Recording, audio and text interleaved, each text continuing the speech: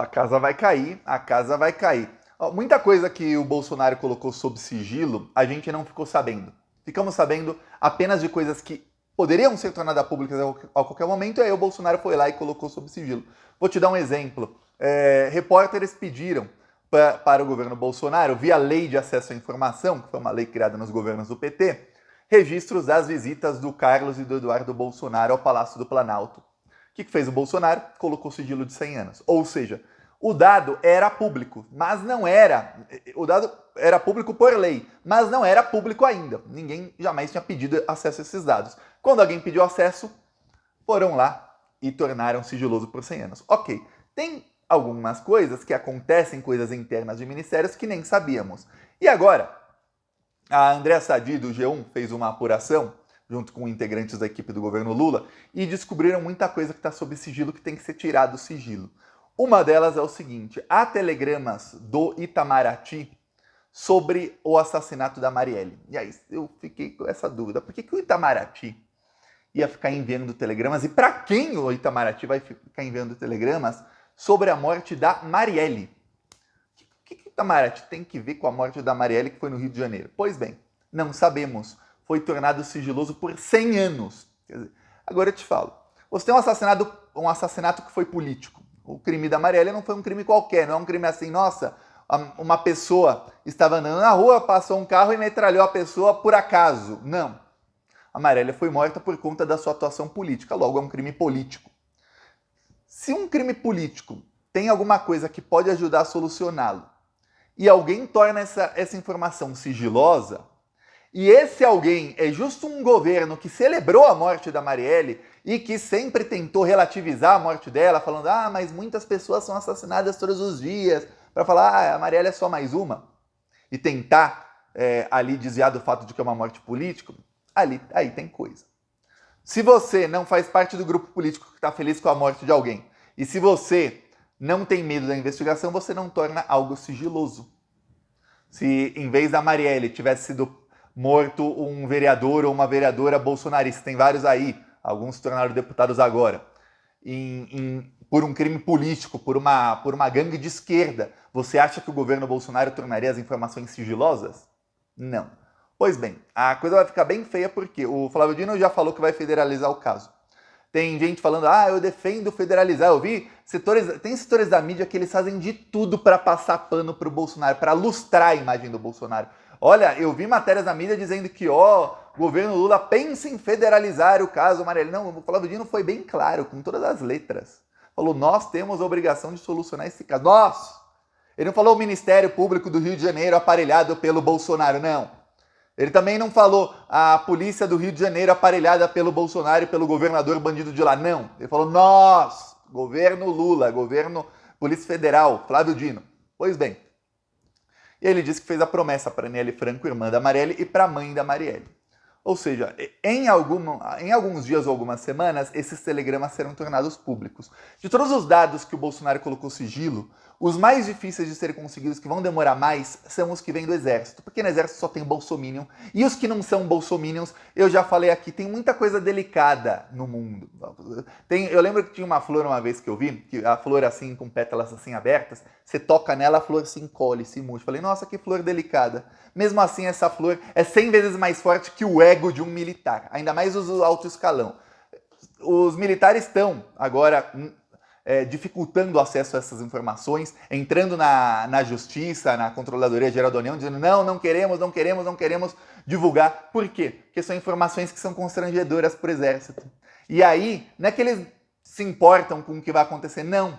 Eles se importam com o que a opinião pública vai pensar deles. Eles não querem ser massacrados perante a opinião pública e não querem que a mídia noticie tudo de errado que eles fizeram nesses 4 anos do Bolsonaro. Por quê? Porque vai machucar o ego dos pobres generais.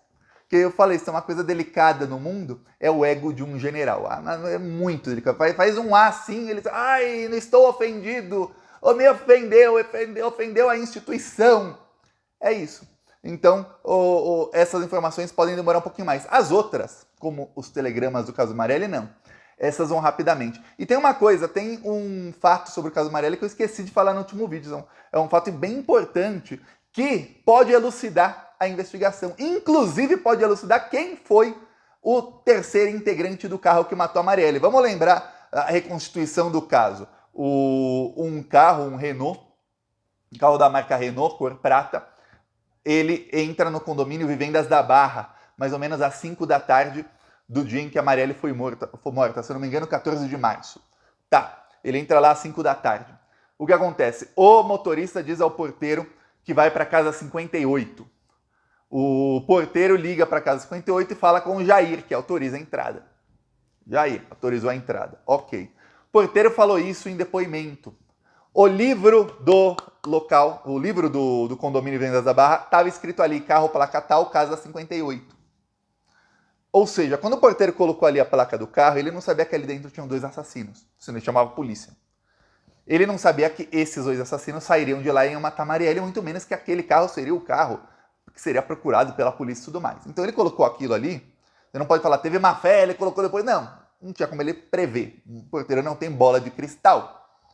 Esse fato, vamos lembrar, quando isso foi descoberto, o senhor Sérgio Moro, um dos maiores bandidos da história do Brasil, o senhor Sérgio Moro colocou a Polícia Federal na investigação e abriu um inquérito contra o porteiro, baseado na então lei que existia de segurança nacional. E aí ele obrigou o porteiro, isso é aliciamento, ele aliciou na base da ameaça, você aqui está cometendo o crime de acusar o presidente.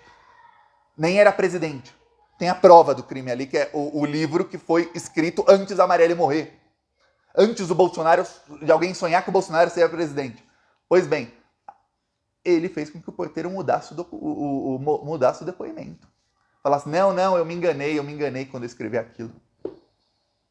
Justo caso 58. E aí no depoimento fala, justo Jair. Você sabia que era o Jair na casa 58? Peraí. Pois bem, isso vai ser elucidado. Só que agora tem um fato que pode levar a quem é o terceiro integrante diretamente. O Ministério Público do Rio de Janeiro é completamente contra a federalização. Emitiram uma nota, os promotores do caso Marielle. Eu não sei quem são, mas eu já vou falar. Tem 2 opções nesses promotores aí. Ou eles são bem bolsominions, igual a ex-promotora do caso, ou ali tem alguma coisa muito estranha ocorrendo no Ministério Público, que tem gente ali que investiga, em 5 anos não achou porcaria nenhuma sobre o caso. É isso. Pois bem, os promotores emitiram um parecer dizendo que a federalização do caso vai prejudicar as investigações. Baseado em quê? Em nada. Eles não dão um argumento contra isso. Simplesmente eles são contra. Peraí, tá tendo uma investigação de um assassinato, faz 5 anos, os senhores investigadores ganham um baita de um salário, promotor não ganha mal não, viu? 15, 20 mil por mês, mais não sei o que, tá. Vocês não encontram nem o mandante, nem o terceiro integrante do carro, agora vocês não querem compartilhar as informações. Que veja bem, federalizar o caso nada mais é do que o Ministério Público compartilhar as informações, ou seja, compartilhar tudo que é sigiloso do caso, e o que não é também, com a Polícia Federal. E a Polícia Federal vai lá e investiga. Com uma equipe diferente, com talvez até mais poderes que o Ministério Público. Eles não querem. Falam que é ruim pro caso. Como se eles fossem assim, um exemplo de competência, né? Nossa, 5 anos não acharam. Tá, tem uma coisa. Parte de quando uma investigação não vai para frente, muitas vezes é porque os investigadores não estão ali muito focados naquilo. Às vezes estão focados em outra investigação, em alguma outra coisa, às vezes não é prioridade deles no momento. Ok. O que acontece é o seguinte, foi pedido para a empresa Google dados de telefones celulares que estavam no local onde a Marielle foi morta, no horário onde ela foi morta. Colocar ali um intervalo de 15 minutos, ou seja, queremos todo mundo que está aqui nessa região, nesse horário. Por quê? Eu já expliquei aqui em alguns vídeos que se você tem um telefone celular, se você tem, seja ele qual for, a empresa do telefone, se é um telefone Android, que muitos são, é a empresa Google. Se é um telefone da Apple, então é a Apple, se é um iPhone. Tá, a empresa tem, sempre que você tem um telefone, você é obrigado a ter uma conta. Ou uma conta Google ou uma conta Apple. Ok. Entre essas coisas, uma das autorizações que você der é que seu telefone com certeza faz isso, ele saiba onde você está a todo momento. A não ser que você desative isso. Eu vou falar, quase ninguém desativa. Inclusive, muitos criminosos são pegos por conta disso. Tá. Então, o que acontece? O Google sabe, por exemplo, se você for no seu telefone, se for lá no Google Maps, e se você tinha telefone Android alguns anos atrás, você vai no Google Maps, é que o meu Google Maps trava muito, mas o Google sabe onde eu estava, assim, anos atrás.